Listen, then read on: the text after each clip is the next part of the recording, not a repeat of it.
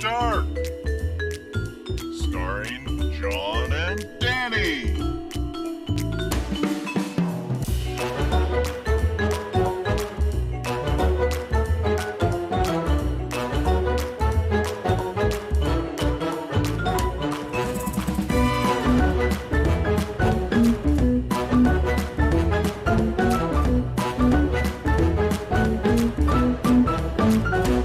This is Tricky Dick.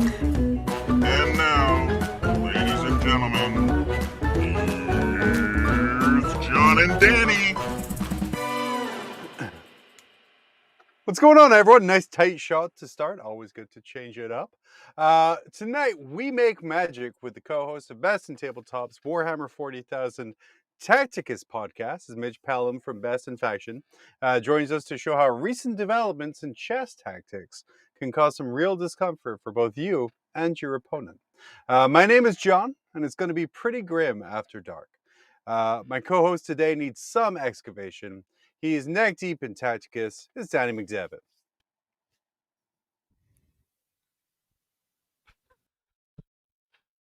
What? Oh, are we on? Sorry. Okay, We cool. are. Yeah. No, you're good. Thanks.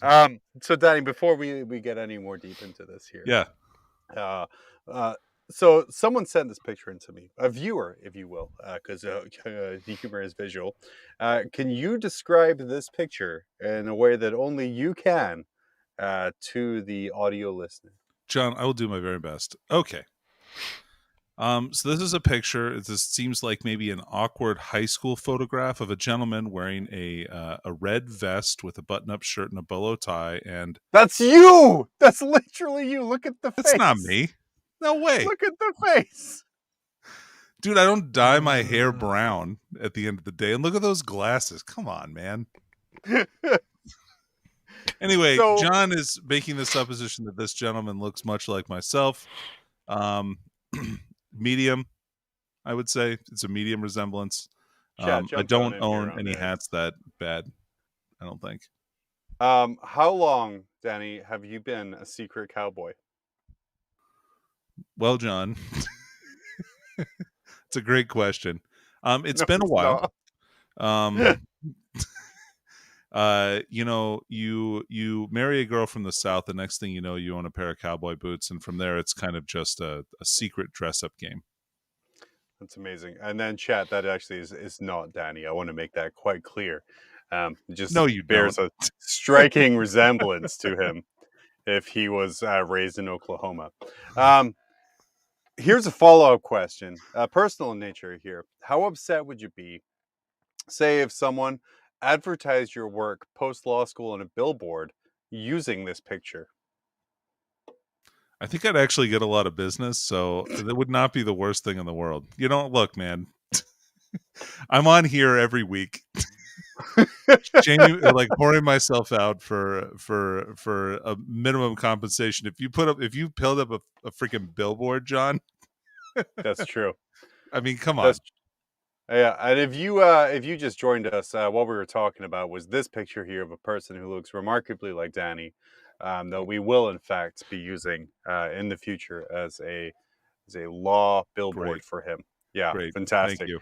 Yeah, if those who haven't known, a long-standing joke between Danny and myself is when he does graduate law school, because he will. He's a sarcastic asshole, but he's a very smart sarcastic asshole. I'm not. To celebrate his impending graduation, I'm going to actually purchase a billboard for him in a state that he will not be practicing advertising his Perfect. services. And now I have the perfect picture to go with. Yeah, now I'm angry with you, John. How Danny got disbarred before law school ended.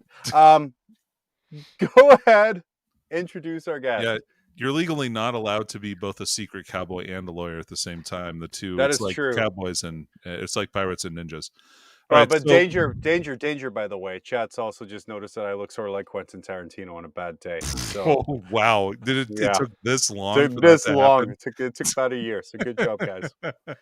Good job, guys. A cowboy and a foot fetish. Hold on, yeah, someone get these guys an emergency freaking private investigator license, because I think that they really solved a lot of crimes, or they could, for people, like, just give it to them. These people are amazing sleuths. That's true. So our guest tonight, you may recognize his name. If you've ever had a rules dispute in the northwest of the United States for Warhammer, or That hasn't LVO gone in your potentially, favor. or you've listened to Best in Faction or Best in Tabletop, the main podcast, the granddaddy, the OG, or you loved Hellhounds and you wanted somebody to show you how to run 17 Hellhounds, or finally, semi-professional Tacticus player Mitch Pelham joins us today. Semi-professional. Almost a month now. Once I get the second paycheck, it's no longer semi. So There you go. Yeah. By now, I'm not good at this Tacticus game, but by second paycheck, I'm assuming you refer to how much money you send the people who make Tacticus, right? No. There'll be an affiliate code, and I'll be hyping that, and some. I learned from the best. Some energy drinks and ball trimmers. Amazing. Joke, Well, Amy. we have some live action in-game Tacticus shots that has definitely not been ruined by production. He closed the stream, the jerk. I didn't do it. Look. All right. So Dickie's mad at me. He thinks that I've done this. Clearly, you can see I'm still playing Tacticus. Like, I've been playing this whole time. Yeah. He can't I don't know if you stop, guys could be tell clear. or not. He cannot stop. No, Can't I'm stop, just won't going to stop. lean right in here. Yeah. What's He up? missed a very upsetting domestic scene where his wife came in and begged him to stop, and he would not. She's like, "You have school. You haven't been in weeks. What is going on?" And it was really upsetting. But that's actually what this is, Danny. It's an intervention. So I hope. How come our mortgage check bounced? And he's like, "Well, but I have 27 characters now. Yeah. I don't know what Have to you tell you." seen my Harken World claimer, babe? Let me show you. All right, guys. He Mitch, gets Danny, like 4 or 5 hits. what are we even looking at here? I'm just kind of. Well, that's Mitch. Cool. That's just me. Oh, I can go back. Um, We have a guest producer, Tricky Dick, by the way, Hey guys. who doesn't understand. Yeah, he doesn't. I'm just understand the cycling through some of the secret things. characters Yeah, that I have in this game. I'm having a lot of fun with it. Man, is it a good time. I love this Hex Mark. He's my favorite character. So, guys, I guess Mitch, while Danny's earning stars or paying money or whatever it is he's doing there, Sure. what is Tacticus? What is he actually doing here? It's a mobile game that has kind of taken all of us who are like, oh man, Leagues of Votan looks like a problem, by storm. Basically, all of us who like 40K, but don't necessarily, we want to feel like we're being grilled for money by Games Workshop, but digitally. That's really what Tacticus has really fulfilled for us.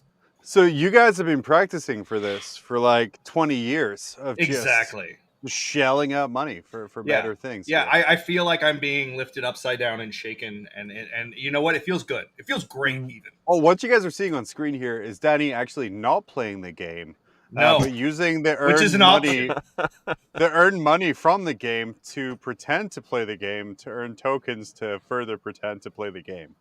Yes. Danny, is that about right? Yeah, that sounds right. One of the best things about this game is you don't have to play it. Yeah, that is the best part about most games, is when you don't have to play them. Yep. No, seriously. So Tacticus is a turn-based hex grid strategy game, and it's a lot of fun. If you're going to play it, and I say this, we all know we should learn lessons from John's example of what not to do, and in this case, this is still the truth. Buy Yarick. Yeah, I didn't do Buy that. Yarick. For real. This is not a free game. It is a $5 game. Yarick is not optional. You don't have to buy anything else in the game. Just Yarick. You do that, you're golden. You don't do that, there are going to be some difficulty spikes that are going to be really unfun. I really wish, like, when I said no to Yarick, they were like, "Bro, are you sure? Are you, you sure about this, bro? Are you really sure?" But yeah, so why has it? Because everyone, like I know, is literally playing. Like Danny, our whole team is playing it. Mitch, I know it's going crazy down in Washington too. What is drawing people to this stupid game where the entire object of the game is to hit buy now and double click the side of my iPhone? Like that seems to be like the only goal. So there actually is some pretty fun gameplay that exists with inside. I'm just gonna go right on past that. No, there's some like Danny is just gonna keep drooling as he just continues in the Tacticus fugue state. This is really normal. cool to actually see the game being played instead of just the simulate battle. Ron, this is the game. I feel like we're enabling everyone him. what it's like all the time. Have you guys not played this before? Oh, Josh Ann in chat killing it with instant gratification. Go burr. Yeah, that's as I said earlier before we went live, we can see the glitter of the dopamine in Danny's eyes as every time he hits a new thing.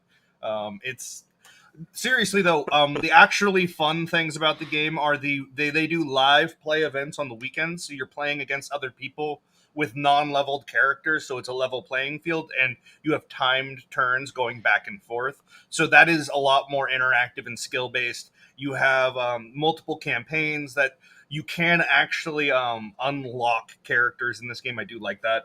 I've only paid for Yorick. I've unlocked all 19, you start with 3 characters, so I've unlocked 16 other characters. So you can, it's fun. It's easy. It is just enough engagement that I don't have to think about the world that I have to live in. And you know what? That's really what we're all looking for at the end of the day, I think. Guys, the reason I wanted to bring up Tacticus and show how much fun it is with Danny playing it here is to remind you, Votan's not going to be fixed in the next 3 months. Balance update's coming. It is a problem. It's going to be a fun month. The way to be happy at 40k, either play Tacticus or choose not to hold an objective, start an action, or kill any units. And then you won't have to worry about anything going forward. Coward. Yep. Says the man with the Votan box. I saw the models. They're very pretty. They are. I can't wait for them to remove me from the table turn 1. Well, the last part broke the show, as apparently we had some technical issues. But this next part is going to break it even more, as Spiky Bits. I'm going to praise them for an article. John, yeah. Do I have to stop playing Tacticus while you're talking about this stuff? I mean, no, but it would be nice if you paid attention. I mean, I have a Tacticus-oriented game. Hey, Danny, over here. I've got a Tacticus-oriented game that I had planned for the show. Can I? So I'm going to need you to pull up your top 5 strongest characters. We're going to start with number 5. All right. And we're going to play, is your character tougher than a guardsman? No. Okay. Yeah. No. No. No. Yes. What's your last character? So, guys, sorry, we're making a little bit of jokes here. With these games, you have to make your own fun. So I chose to make Yorick just maxing his level as much as humanly possible and breaking the game. My goal. Yorick's whole gimmick is he summons 4 guardsmen to, that are his cadre. That's right. I have buffed mine to the point where they're tougher than all of the characters I have. Like the actual characters. Like including Yorick. Like all of them. I summoned 4 dudes that are basically guardsman gods that walk around with las cannons and murder people. What? So your health on your guardsman is what? 539 health. All right. I got Harkin Royal Claimer is 563. Okay. With 165 armor. That seems balanced for one paid character compared to a summoned guardsman. Correct. 4 summoned guardsmen. Oh, my mistake. Yeah, get it straight, John. And then, but what is your damage output? Because I'm sitting at 323. Oh, for each guy? Yeah. Jesus Christ. 4 times 95. There you go. Hey guys, I just got a call from Val. Okay. Yeah, he said this is awful content. Could we do anything? Could we do anything better? Wait. He already knows the answer to that. Wait, hold on. Wait. I was told to come on and do awful content. Am I not supposed to be doing awful content? I have good content. I brought it. I thought that was the whole premise of this show. Yeah. Hey, if you like this kind of content from Mitch, be sure to check out his other stuff on Best in Faction and the Best in Tabletop Network. Guys, let's move it on. Val is, hey, he's a real intelligent sort of guy sometimes, maybe. Please don't fire me, or do. It's kind of that point. We've broken the show. Let's break it more as we're about to praise Spiky Bits for an article. I mean, Again? That's guys, 2 weeks in a row. they're still using an informal voice and too casual a voice. Still don't have great grammatical structure, but hey, they have a great spotlight to this, which was the Faces of Warhammer movement that came up here as they stick it to the haters. Apparently points to a trend. People have started taking pictures of themselves holding their minis, like little mini selfies, and getting a lot of hate for it. What are your thoughts on sort of this as a protest to the vocal minority of the community? Because it is a vocal minority that are like, you guys shouldn't, get your face out of the picture. Yeah, look, man, it's the internet. There's going to be some shitlords. I'm proud of Spiky Bits for doing something and putting a spotlight on something that's, actually like, anti-shitlord instead of very pro-shitlord. So, like, yeah, I'm into this. Bizarre. Yeah. Mitch, there's been a growth of female content creators or women content creators. I'm not an incel. Over the last few years. Why do you think that is? That over like the past 2-3 years, we've seen such an explosion. I think that one, you have a lot more crossover with more mainstream sort of like just like science fiction in general. Between superheroes and all kinds of different things has seen such a huge resurgence and such a explosion in popularity. We're seeing things that are adjacent to all of that get more and more attention and exposure, and that means a larger audience of people who go, oh, that's cool, I'd like that, I'd like to do that, right? So you're going to get more and more variety of people, which is awesome, because that only adds to the context and texture and experience of the whole community. Yeah, absolutely. And chat saying people are mad about selfies, including a pile of shame. Yeah, people just want to see your painted pictures, apparently, and want to yell at you when you in any way associate with them. What can we, as sane, sensible people, do to promote not being an absolute tool online to people? Because I think we're kind of getting to the point where it's not on the content creators to stop being a tool, it's part of the community to kind of start self-policing it. So what can we do? I think that clear messaging is always important. You want to be very clear in what is and is not acceptable. Like, we all love an edgy joke. We all love to laugh at something that you're like, oh, that's stupid and in bad taste. But at the same time, if it actually hurts someone and there's a human cost, we don't want to do that. So finding okay, but hold on. Wait a minute. That's true. So what if the joke is like really funny? Yeah. Yeah, that's true. I was about to say, you know what? If it is really funny, I'm gonna hurt that person. Touche, John. Yeah. Touche. Oh, yeah, like really. What if it's really, really funny and it's just super offensive? True story here. My wife and I have a rule in our relationship, which is humor before the relationship. So we're allowed to say absolutely terrible things to each other as long as it's funny. I've seen it. Yeah, and it's quite fantastic. It's sort of the way to go. Danny, anything you want to throw in there to promote not being a tool, or how we can regulate these morons? Yeah, just like, be a cool person. I don't know. It's pretty easy. You just have to stop being a shitlord and just be like a normal person and nice instead, because it's the internet, and like people are already embarrassed to post pictures of their hobby stuff because they don't want to be judged. So like just shaming people that do want to post that stuff because they post themselves in with it because they're proud. I don't know. I think that's pretty lame. Yeah. Sorry, Mitch, go.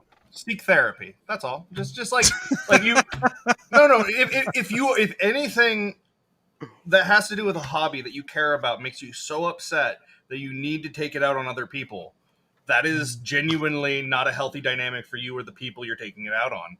Go find someone to talk to who genuinely is incentivized for your well-being. That's not meant as like a condescending thing. Genuinely go talk to someone. Like, because like if you're really upset and you're not doing like, oh my God, I couldn't believe Like, if you're genuinely, it's bothering you, it keeps you up, like, just go find someone to talk to, punch some pillows, work it out.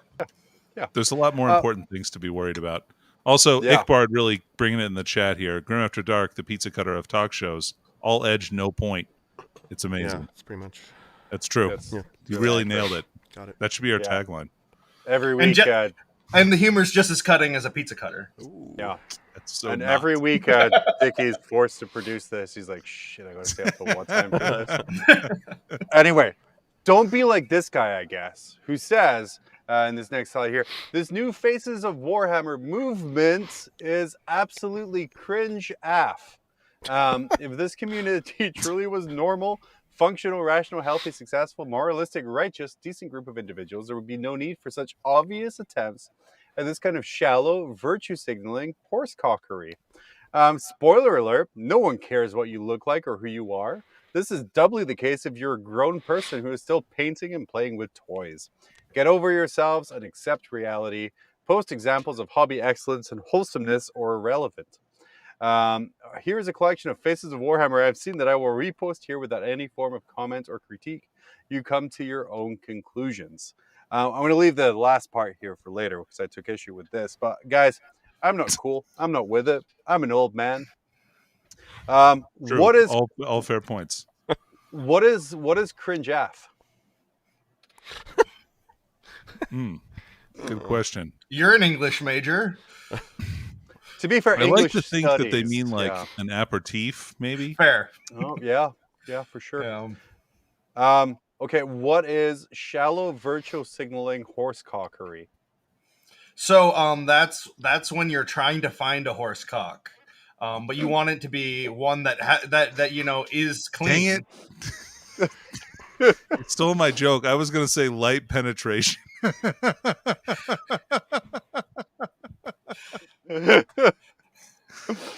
Oh, I love it. Yeah, and I mean, Cavallarian chat letting us know it's cringe as funk, which is how I'm going to use it from now on out.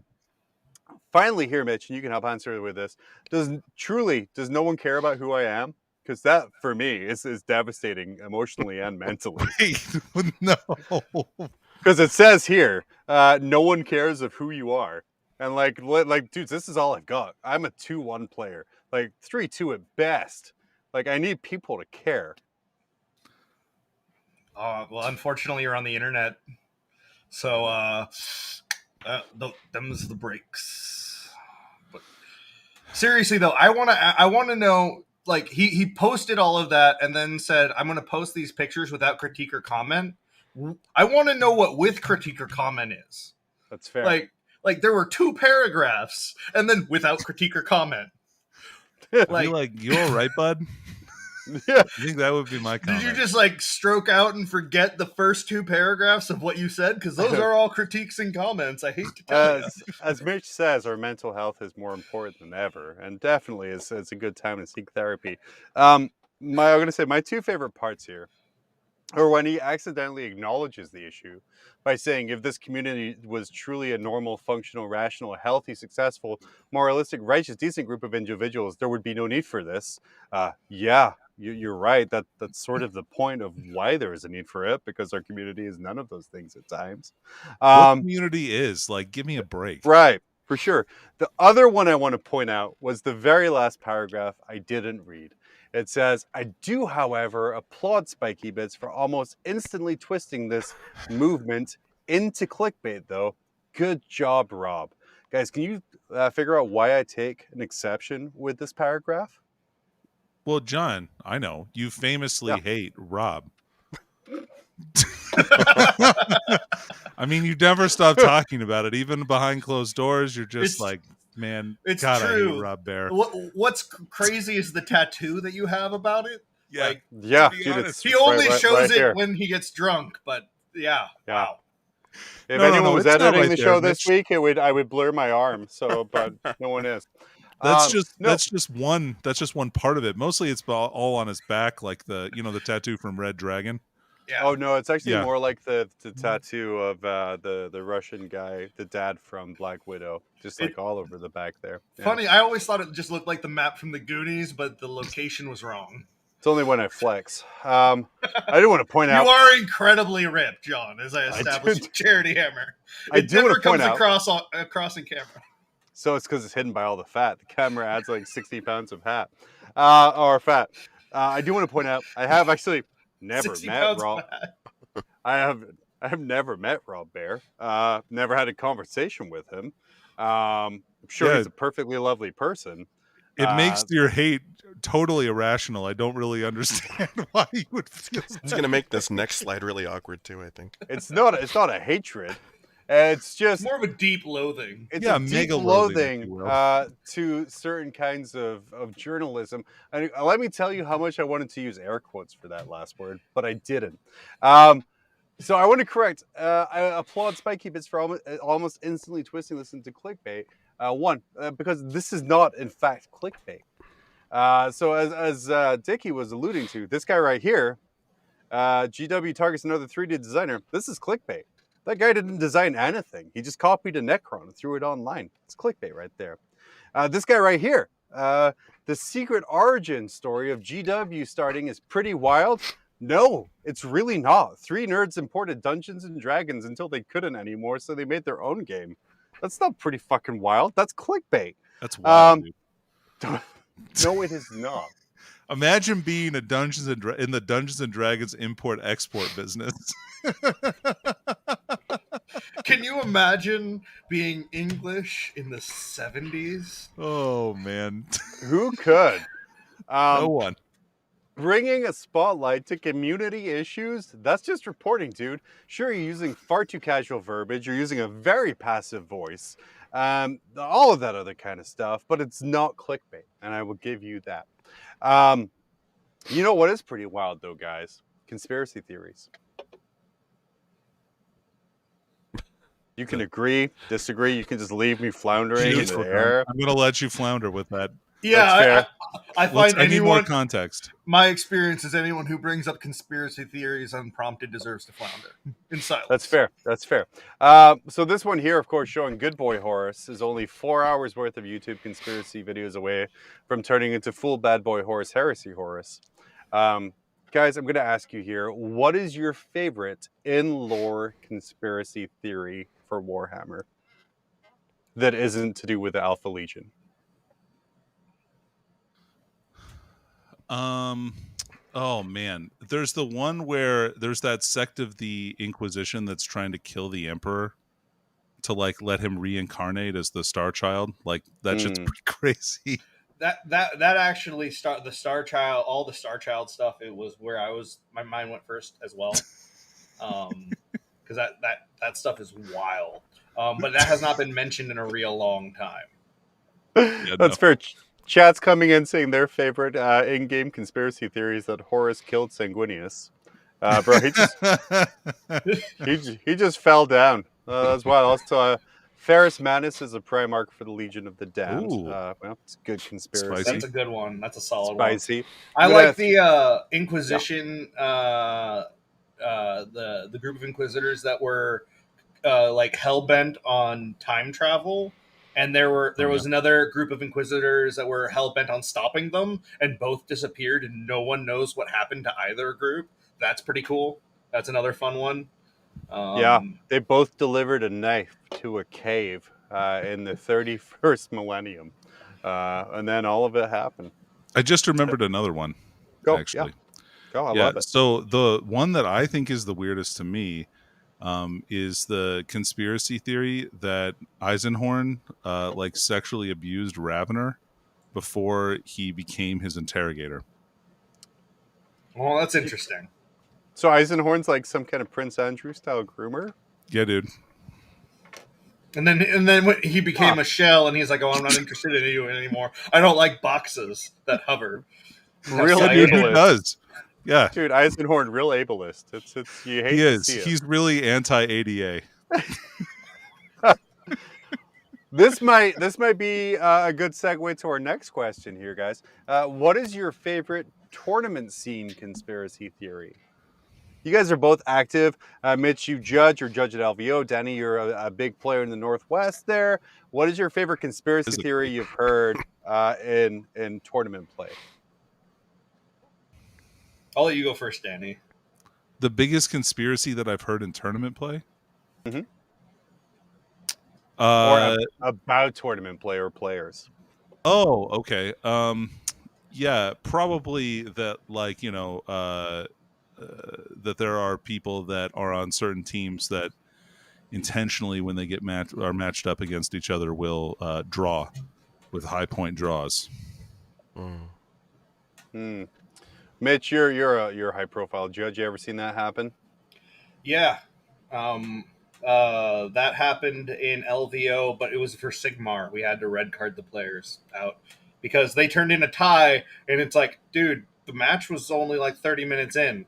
It's not possible for you to have tied. So, but yeah. All So, yeah, no, the conspiracy wise, Yeah. I think that the Feast of Blades tournament was killed because of a couple cheating players. There is also, since then I have also heard the rumor that it was actually because someone attached to the financial side ended up with a drug habit. Like, there's all kinds of stuff around why the Feast of Blades like shut down. That's an interesting one. I For thought sure. it was just because some guy didn't have twos on his dice. That's one of the theories. He sold Doug, I all the heard you didn't twos. have any twos on your dice. He sold all the twos for drugs. It's really a sad, sad time. Yeah. I will say, okay, moving on, guys. You're both content creators, several years of experience. What is your favorite content creator-based conspiracy theory that you've heard? A favorite one I like to champion here is that Miniac is responsible for every single leak ever. What are some of yours? Well, that's not a conspiracy theory. That's just true. God is honest truth. Yeah. Even the I don't know. stuff from Mine before they were born. It's all them. totally can't be anyone else. It's a legacy of leaks. That's all he had. Legacy of leaks. That was what my grandfather also left behind. Oh, your grandfather left you the GW release schedule up to No, 2042. just he incontinence gets us all in the end, I think. Oh, that's fair. That's true. Any other good ones you want to throw out here, guys?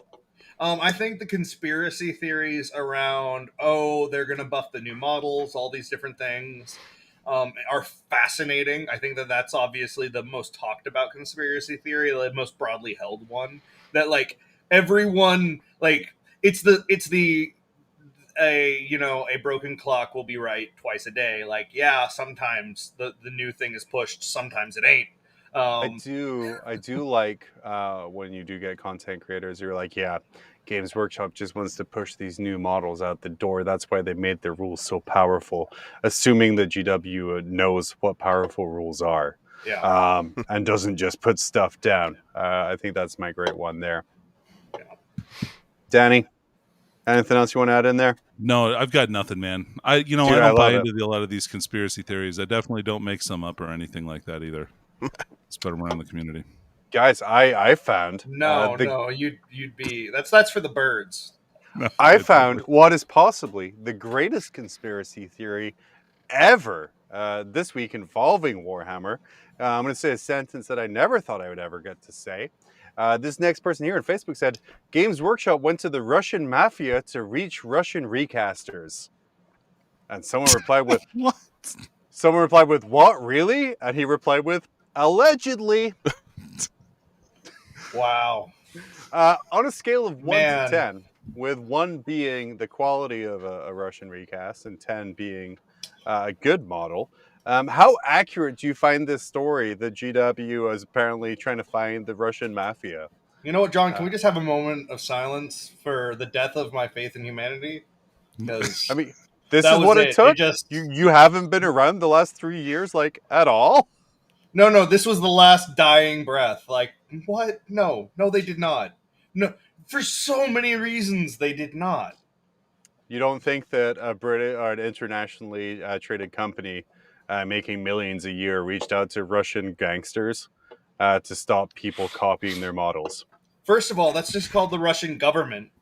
And second, why in the world would they care? it's just nonsense. Danny, I'm gonna rate this a 10 out of 10, John. 10 out of 10, It's really clearly accurate. Yeah. How did that conversation go down? when GW Easily. met? So, yeah. And I can describe it for you in great Please detail do. for Please do. our audio Because you're listeners. the Take at least inside 6 man, Danny. Yeah. Please That's take at why. least So, 6.5 minutes. I'm just looking. Let at the me clock take right you now. on a journey. So picture this.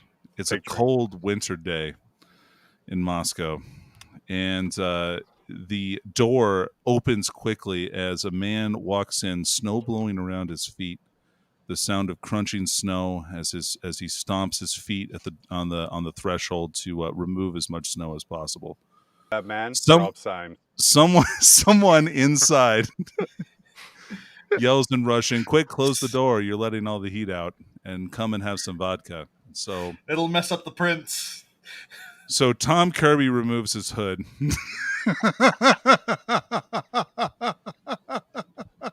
Alex not even a middleman. Just the CEO has nothing better to do than go to a seedy Russian bar. Dude, this was hurting the bottom line. He needed to do this in person. It wasn't just... He had to be trafficked. He had to Like, do it in this wasn't person, easy. John. This wasn't business. This is personal.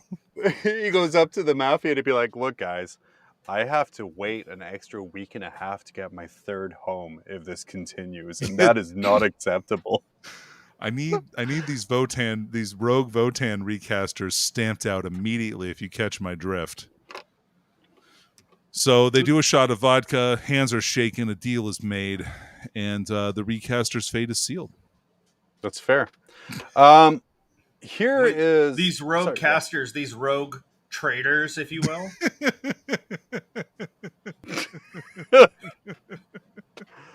all I'm going to say is thank God there's no Chinese organized crime. Otherwise, just the world as you know it would be completely different.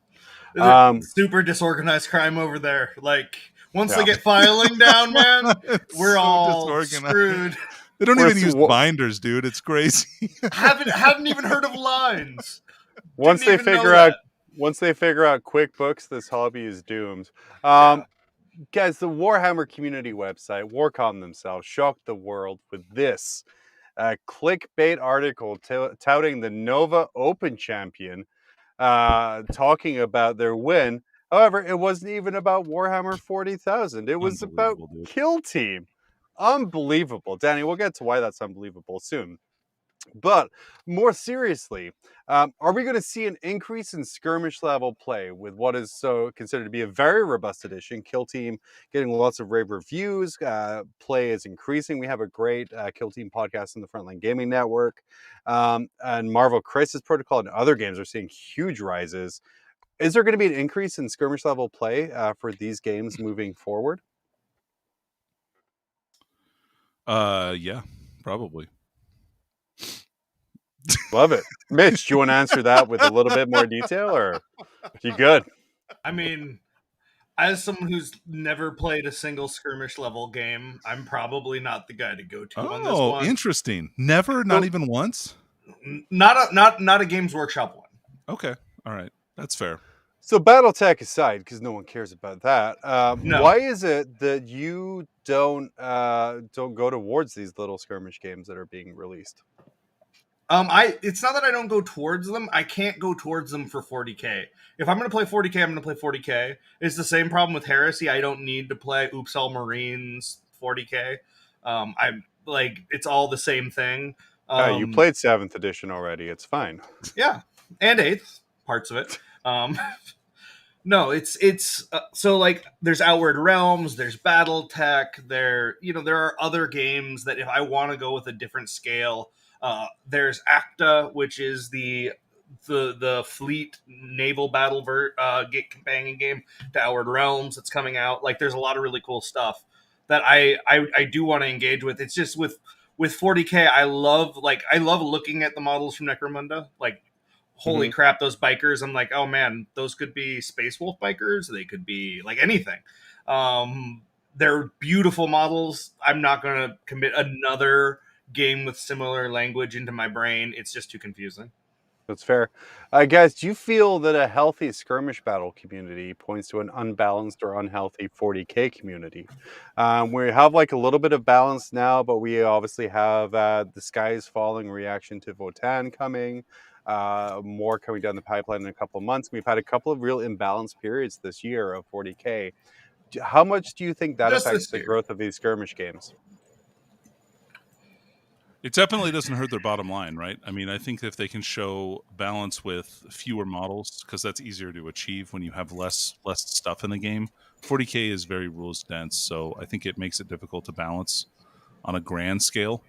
Not that I think that they care about like true 100% balance. I think that would probably make the game boring too.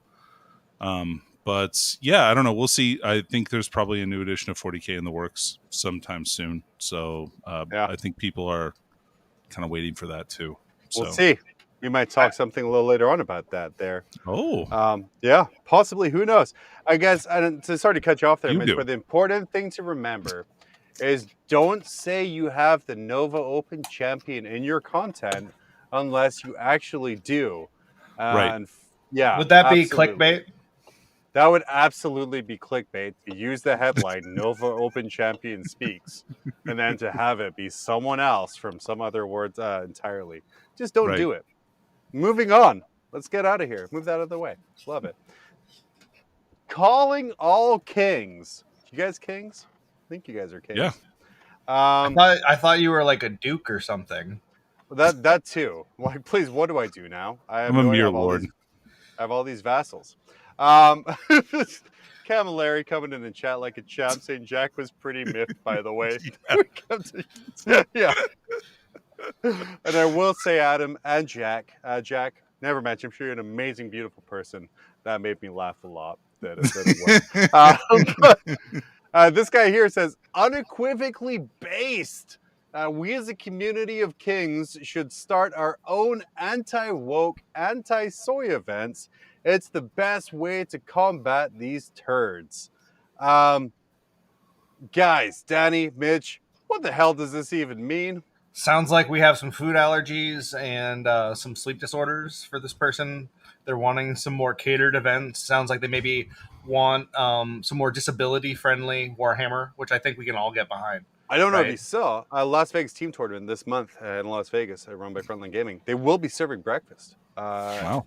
In the Wow, hall that's the whole time. you know So what? you're going That's to have just to wake up for that. that's literally just goddamn catering. That is, and that is. There's cheese on those breakfast sandwiches, so that's anti-soy. My next question, right? So they're looking for like these kinds of events. Doesn't Texas already have a lot of events, though? Well, I think that they would say that they want to attend events that are free from snowflakes, which you will not find in Texas. Since there's no comma between the two antis, isn't it like a double negative? Yeah. You're the lawyer, Danny. You tell me. This is what I have you on retainer for. Oh, and then finally, in a more serious note on this kind of topic here, why do people continually rail against others trying to play the game? Like, this is what I don't get. It's just be like, man, attendance is down to the RTT. That sucks. You shut up. You don't post that. You keep your face off the internet. Like, I don't get it. It's bizarre. Why do people do this? Danny, go. Imagine you're an awful person. I know it's a leap of logic right here. But why would you try and stop people from playing the game? John, because my way of playing the game is superior to theirs. Gatekeep harder, more, faster, longer. I've been saying that for years. Yeah, and that's why he's an official playtester for the old That's world. why nobody wants to be friends with me. That's why he's stuck with me. Mitch, why are people like this? Why do people not want them to play their game? I think that you really have to look at, like,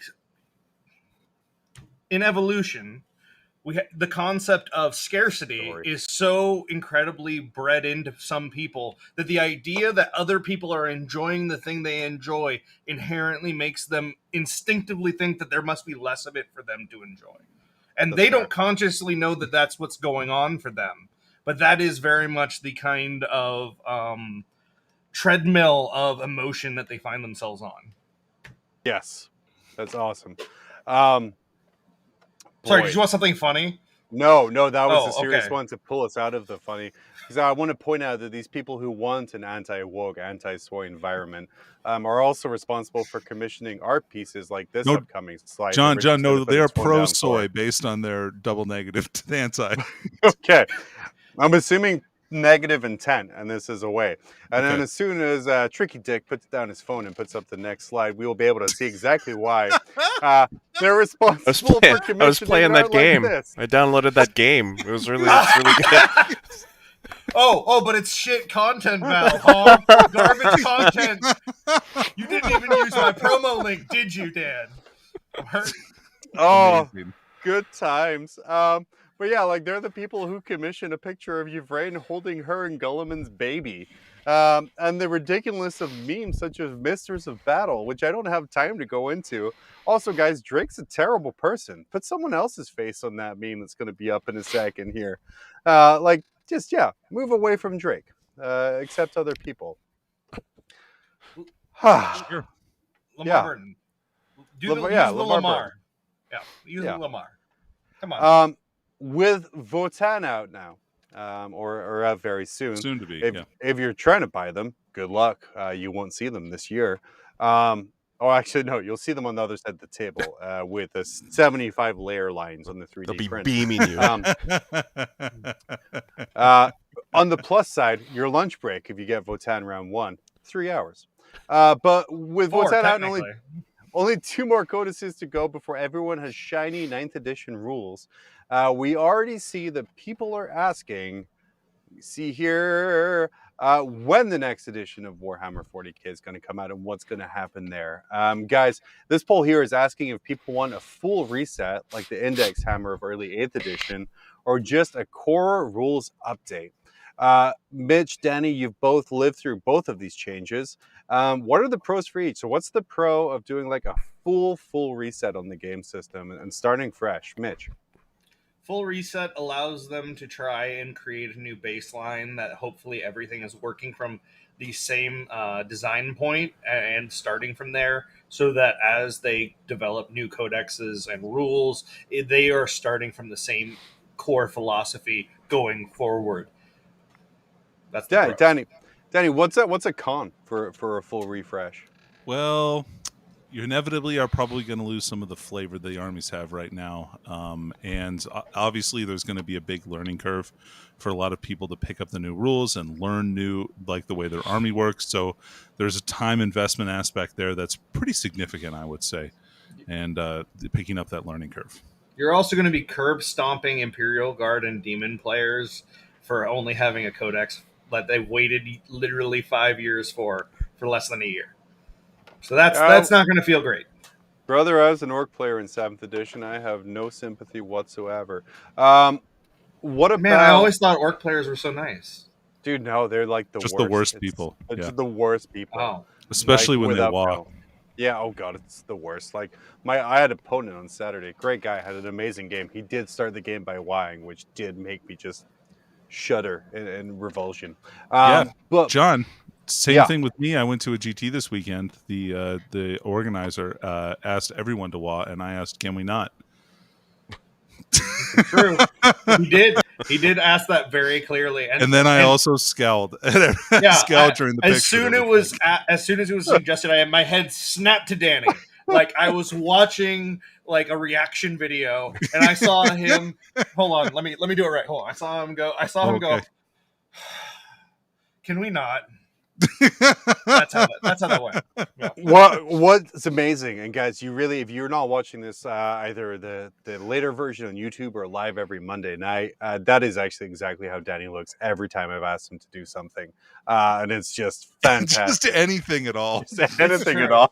Yeah, he is a bearded white guy every single time. It's true. One time I spilled my drink on the floor at John's house on accident, and John's like, "Hey, can you clean that up?" And I'm like, "Do I have to? Come on, man."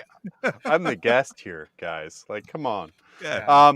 So what about the other way of doing things, where we have just a core rules update, but we keep the additional rules in codices? We're gonna start with you, Daniel. Now, what's the pro of doing that? I know I want to do that because your face looks like, please don't do that.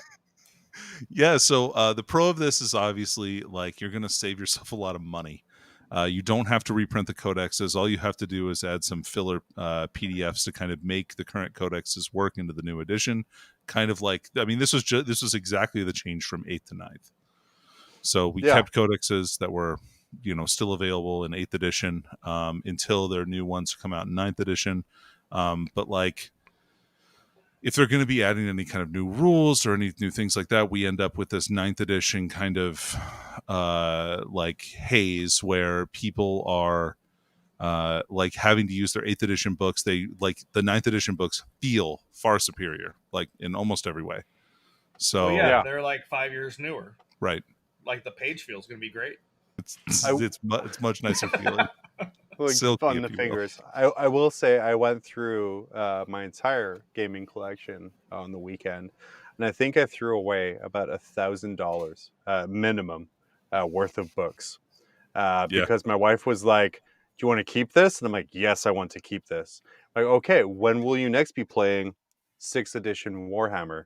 I'm like, damn it. Probably never got me there. But yeah, it feels bad to kind of get rid of all of the books. But then, Mitch, to you, a little bit of an easier question. What are some of the cons of just doing kind of like a soft reset like that? Real quick, did she Marie Kondo you and be like, where's your joy in this book? Does this book spark joy?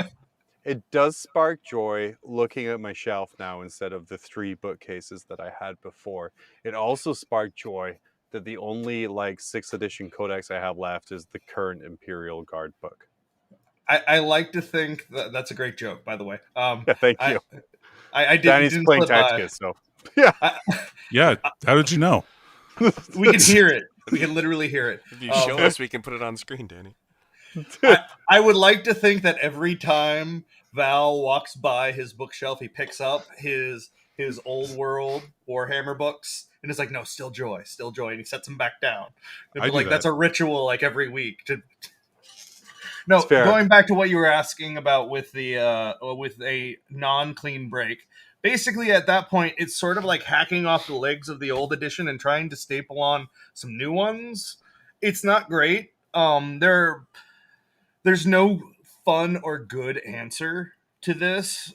Yeah. Basically, the right answer is do indexes, but actually you really got to make sure you do right by the people who just got codexes and are losing them. You got to make sure their rules are bangers because they have just shelled out money and it's going away and they have to buy into your new edition. You best make sure that that's rewarded.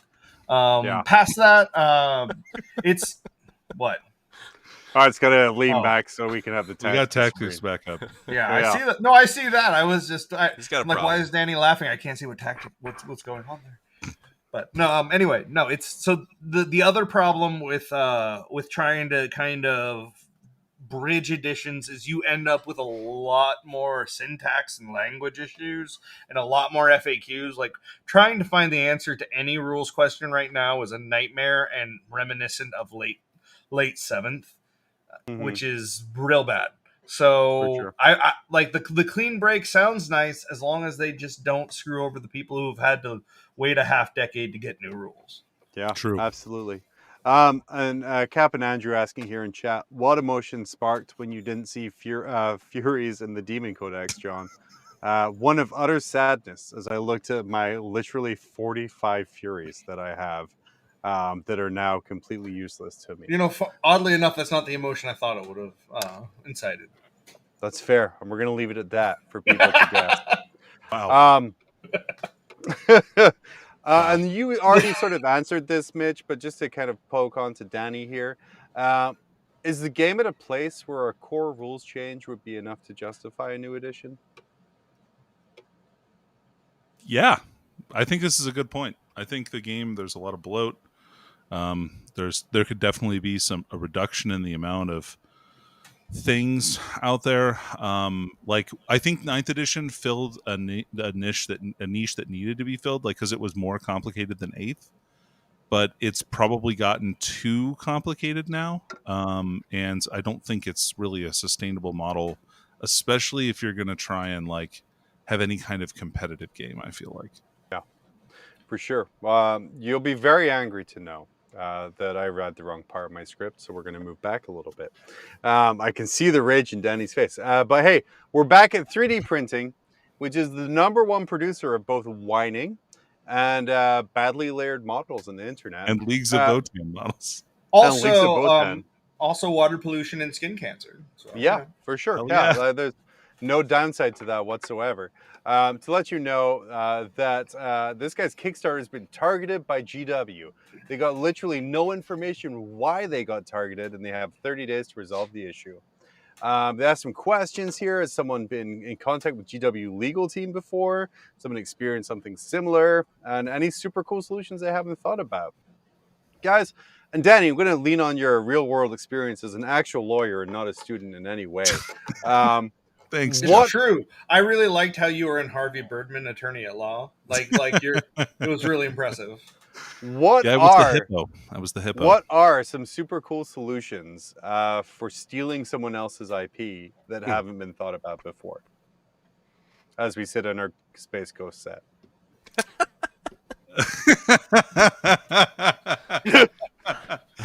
Damn, dude. Damn, yeah. Cutting right to the heart there. You mean things that haven't, like, really? You want an opinion that hasn't been thought of before? Yeah.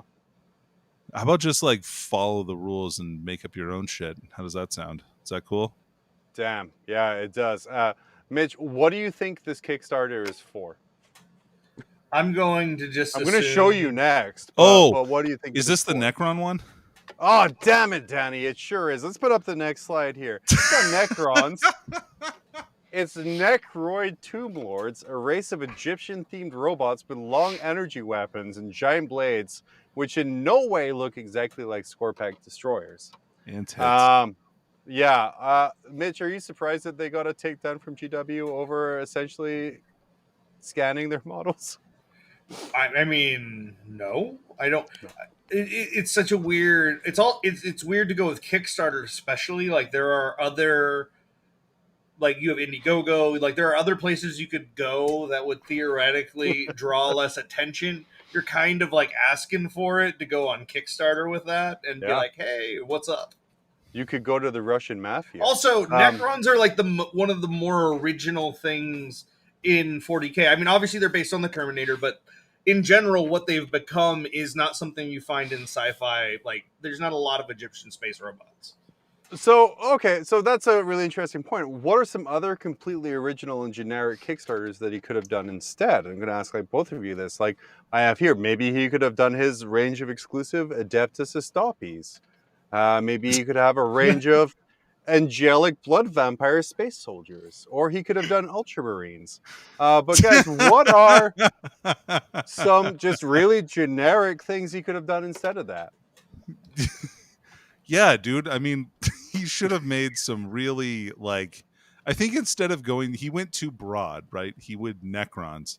He should have been like, no, these are Necroids from like the the nihilistic dynasty, instead of like saying like or like oh, these are evil space army men from the Black Legion. Like simple things that don't infringe on anybody's stuff. Oh God, I love it. Hey, but the important thing to remember, and I've mentioned it a couple times already tonight, the Leagues of Votan are being unleashed, and although they're sold out everywhere, I think I read some earlier from Tricky Dick here, they sold out in 7 minutes. Wow. Remember, if you go to frontlinegaming.org, you can set up a reminder so they can text or email you as soon as they come back in stock, which is super good. We have a friend who did that. That's how he got his LVO ticket. Until then, let's go deeper into the lore. Last time we talked about cum weapons. Dude, they literally pay our bills. Let's look at the Berserk Cum weapons Mole pay your bill? Yes. Let's look at the Berserk Mole grenade launcher, which is another weapon. I think that's actually mole, as in guaca. Sorry, the Berserk Mole grenade launcher. Danny, how does this interact with the cum weapons? Oh my God! So both are clearly sauce launchers. Where this one fires delicious mole that turns you into a berserk, The mining cum weapons allow. They fire delicious things that turn you into berserk. Berserk. Oh, I think I'll have some berserk. Yeah, please. Dude, I've gone berserk for mole sauce before, and let me tell you, it's not a pretty picture. No. God. Where are you wearing your Mexican fedora? Oh yeah, don't forget the Mexican fedora. Oh, guys, I love it. With your Spanish rain jacket or poncho. I'm gonna just come right out with it here. It's been a good run. After this next joke and set of slides we're gonna tell, the show's gonna be canceled. There's no in and outside about it. But what I want to say is my bills, John. It was worth it. Guys, shock rippled through the world of competitive chess as a U.S. chess grandmaster accused of using vibrating anal beads to cheat at chess shocked the gaming world. Guys, what do you know of this incident? I mean, I thought this was old school knowledge. You guys haven't been using this to win tournaments? Like, why that's did how they I got go with 6-0 at BAO, man. Why did they immediately pick anal beads? That's what I want to know. So was? I feel like that is sloppy reporting. I feel like what they're looking for is Bluetooth controlled vibrator. But fair. Because at that point you could have Morse code, you could do all kinds of stuff. You know, like you can get some sort of. Why wouldn't it be like in his shoe though? Like why aren't we going shoe? Why are we going straight into butt stuff? To check his shoes, they're not going to check his ass. My favorite thing, they picked a picture of the guy having the most uncomfortable face possible. No, if you guys are watching live on the left-hand side, he looks like he has something up there. I think I played some opponents at 40K tournaments who probably had. See, this is what I told you. Old knowledge. We've been doing this for a long time. Yeah, Mitch has got a wolf tail on his. Yeah, absolutely. When I wear a kilt, I feel like you can see it swish. It's great. Next one. Here we go. Well, we're not even going to the next slide yet. The next slide is what gets us fired. But should we be worried that vibrating anal beads are not expressly forbidden in the ITC Code of Conduct? This falls under angle shooting. I'll take this one, Danny.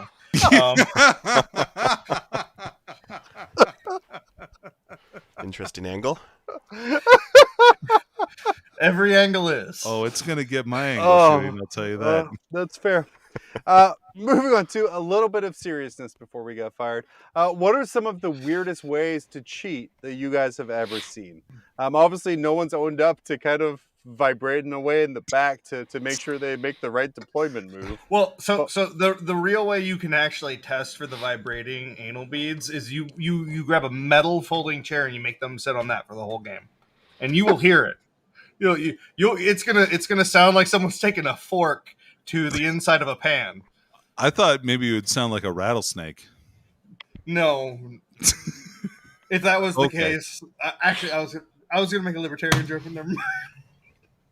It's fine because they already made jokes of themselves. Hey guys, it's important though. It's important to play an honest game, and if you need help improving, there are coaches out there willing to help. With after this, the Art of War now offering competitive training aids from the vanilla all the way to the Siegler to help guide you to competitive success. Fun fact: they could not fit the Mark Perry in this scale diagram. It is literally just a fist, guys. It's just a fist. Occasionally it doesn't there's work. No vibration to it either. Like occasionally it doesn't work, but when it does, it's devastating. It's got honestly the most upsetting thing about the fist is it doesn't wear shoes ever. I was gonna say the other end of it. It's a fist on one end, a barefoot on the other, complete with faux hair. Well, it's been a good. Meanwhile, it's been a good Richard run. is laughing it up over there. It's been a really good run, guys. I'm really proud of the work we did. Yeah, it's really good. Yeah, Go out on a high, man. Proud of the stuff we did. Yeah. Go out on a high. Yeah.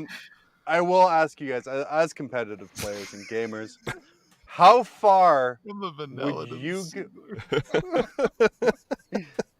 I used names of people who wouldn't be like Perfect. butthurt that I was joking about them in terms of butt plugs. So which one is the harpster then? You don't want to I leave mean- him out. He apparently gets real jealous when you do. Moving on. Let's go through that. Moving on. How far would you guys go to win at Las Vegas? Like, if you were told, hey, you will absolutely win the Las Vegas Open, but you have to do this, what is the most you would do? I mean, I assume you're talking about some sort of outrageous behavior that doesn't confer me an actual like in-game advantage.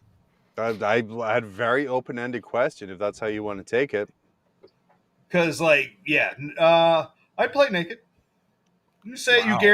you guarantee me I'm going to win LVO? Yeah, I'll play naked. That's Wow. fair, because everyone else will drop rather than have to be in the same. Yep. Like, I'm going to win. Danny, what's the biggest thing you would do in order to Oh, win? I mean, it's obvious. We've already talked about it tonight, actually. Tacticus? No, I just hired the Russian You mafia just paid to paid make 20 sure bucks? that I win the LVO. I just hire Russians. I'd hire the Russian mafia. We'd go in. Are their butt You- plugs better? Is there, like, a difference? Just talking about butt plugs. I'm just gonna intimidate my opponents. Threats of With violence. Russian butt plugs? I'm still confused. They could be. That would just be a bonus, though. Hey, my name's Is Danny. it a I'm Russian butt plug just a well-carved potato? No, it's just a bottle of vodka that's been rounded off. Also want to add in, still to this day, the only note I've got from this show on content is not to wear a hoodie. Oh, there may be more after this one. Yeah. There will be. There absolutely John's will be. inbox is filling up. It's all Get from it? Twitch. Please, no. Danny goes up to his round one opponent. He's like, hey, I'm your round one opponent. My name's Danny. These are my associates, Sergey. He'll be having a small conversation Sergey. with you before the game. Yeah, it's because it's the Mafia. That's how it is, because the Mafia was spelled with 2 Fs before. Here's a question, though. Seriously, what percentage of stream cheating, which is kind of most of what we hear about now, because we have like a couple hundred people to 1,000 people. What street cheating? Is that what you Sorry, said? I said stream. There's just tears of laughter Okay, down my I'm like, face. is Phil. that different than normal cheating? Is that like where you take your cheating on the streets? Like I was. So it's when you're cheating on stream. We're seeing kind of more and more of these. As kind of Joe over at War Games Live is doing his amazing job every weekend. We see more and more streams kind of popping up. What percentage of stream cheating do we see that's just rules confusion instead of like actual intentional cheating? Well, I think in Steam cheating, there's Oh my so much God, water Jesus vapor in the Christ, air, Sonny. and like you can't see your rules correctly sometimes. Oh, It I does hate make you your so book- much. God, You okay, bud? I'm glad we're gonna get fired now.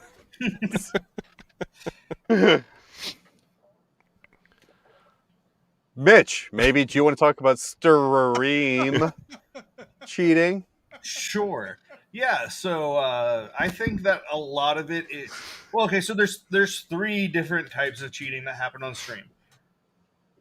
Mistakes where the chat is wrong, Impossible.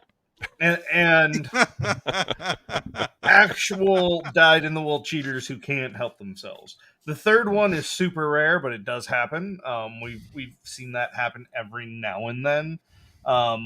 However, I think that with how high profile some of those have blown up, and with the bans that we've seen from that, it seems to be. I think that there's 2 things going on there, right? You have the pressure of wanting to win and wanting to play at a higher level, and you have also the pressure of doing that in a public forum, and that combination can lead to people making mistakes or bad decisions or both. And that's the majority of what you're seeing. Is there's no perfect game of 40K that's ever been played. The majority of people are clearly just making mistakes in different places. We saw an event earlier this summer where the judges made a ruling like because people on stream were asking questions and it turned out to be the wrong ruling. it's very hard to get it right all of the time. That is not an attainable goal, and streaming gives you the illusion that that it can happen because you can see everything that's going on, but it's just not possible. Danny, what level of play is misplaying your rules not acceptable at? Oh, probably all levels to a degree. I mean, hey, look, I mess up a rule every once in a while. Read every game. But you know what? I hope I'm learning from it, and I hope I'm not like. I hope it doesn't detract from my opponent's experience. But I think it's really important to be really honest with yourself. If the mistake that you made has a really adverse effect on the game overall, it's okay for you just to concede the game because like it affected your opponent in a really undue way.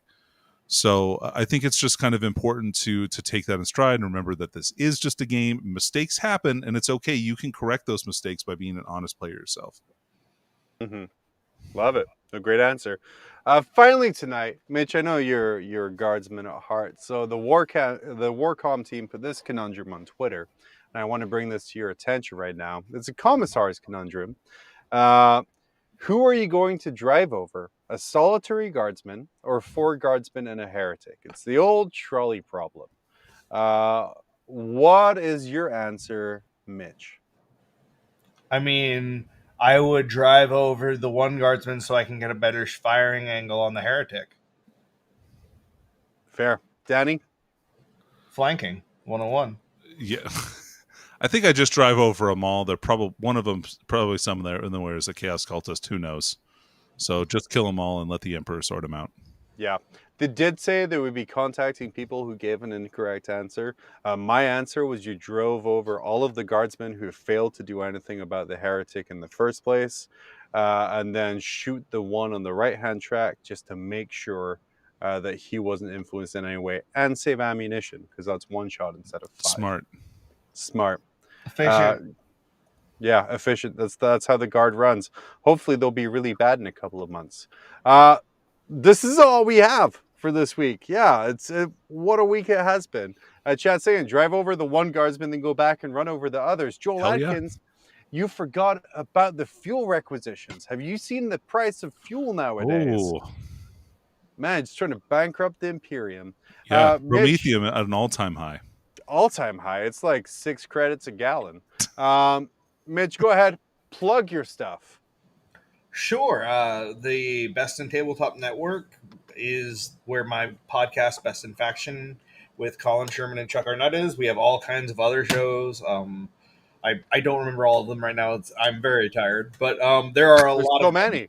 There's Best in Faction, the next generation, which is where you reach the kids by showing the younger people who are okay at 40K. You have 40K Frontiers. That's true. With Alex Frontiers is amazing. Actually, they are doing something really cool and unique. I do really love what they're doing. Like, it's awesome. Frontiers is the little hidden gem in that show, because there's a billion podcasts talking about like the U.S. scene. Yep. Frontiers is talking about the international one, along with Mr. Camilleri, with his Art of War Down Under. You also have This Week in 40K every Tuesday morning live. Absolutely, yeah, we absolutely do. That's Colin and Billy covering everything that's going on in a much more morning radio sort of vibe. It's less talk show, more just like, hey, we're going to cover things as quickly as possible and kind of just run through stuff once a week. Also, I will be helping run Slaneshmus December 3rd and 4th, I believe, in Ocean Shores, which is being put on by Lion Guard Games, Jason Bird, Warbird Labs, and that is a major. We have the entire Ocean Shores Event Center. It's actually a whole little con. There's beer available there. It's a beach town off season, so it's very affordable to come to. But yeah, so if anyone wants to hit a major in the winter and enjoy themselves, that's a really, really fun tournament. That's like, I think, the 5th year now or something like that. Beautiful. Love it.